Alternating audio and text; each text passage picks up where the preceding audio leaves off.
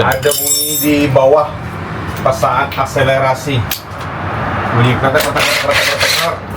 Ternyata pas kita cek ternyata engine mounting transmisi otomatisnya putus, guys.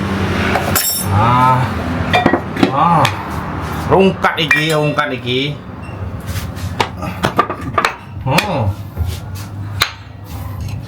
Putus. Ya kan ini yang putus. Kebanyakan yang tengah Ya kan karet, nama karet kan. Jarang bantalan yang patah. Tapi yang bahannya itu kurang bagus.